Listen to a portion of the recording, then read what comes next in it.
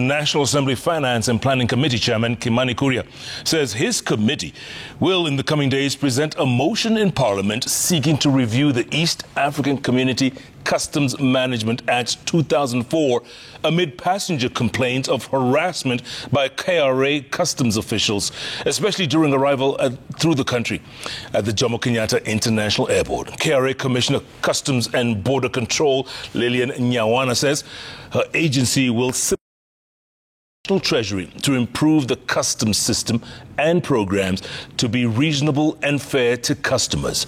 Our very own Seth Olale followed the proceedings at Parliament Buildings. Here's his story. The debate on the enforcement of the East African Community Customs Management Act 2004 that has caused public outrage among Kenyans over treatment of passengers arriving at the Jomo Kenyatta International Airport was extended to Parliament. Thank you, Chair. Dr. Rico John Amoit. Members of the National Assembly Finance and Planning Committee commencing the proceedings by giving personalized experiences at JKIA. My sister who had a phone that was a year plus old is told this simu inakampia. I don't think that now you guys are overstepping your mandate. I bought an iPhone. And this iPhone I left in my bag. And fortunately, it was captured by your scanners. I said, fine, I understand that you have to pay taxes on it, but have you checked the other items in the suitcase? There are 2 suits and there are 3 perfumes. So have you, why are you singled out the phone? And they said, now, I'm like, no, we are only trying to have a conversation. And this is me like a few months ago.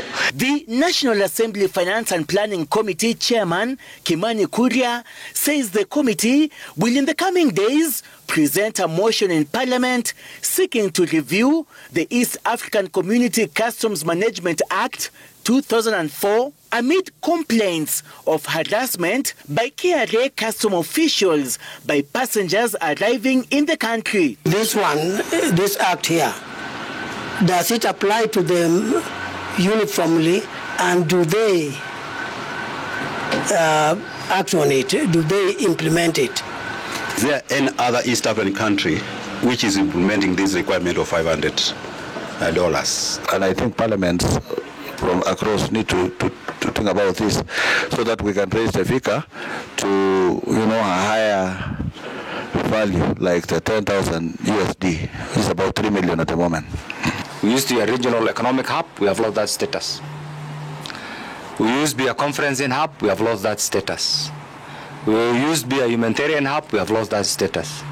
We used to be a travel hub, we have lost that status. KRA Commissioner Customs and Border Control Lillian Nyawana says our agency will similarly be engaging the National Treasury to improve the customs systems and for programs to be reasonable and fair to customers. We have taken feedback to work on. But in terms of collecting taxes, Mheshimiwa, we will please allow us to continue collecting taxes. The how is what we need to deal with so that we, as we said, we treat people courteously, people with dignity, so that people don't feel harassed at the airport. The remarks from the National Assembly Finance and Planning Committee coming 24 hours after the Cabinet Secretaries for Wildlife and Transport saying they will put the necessary measures towards improving customer experience at the Jomo Kenyatta International Airport. Seth Olale, Citizen TV, Parliament Buildings.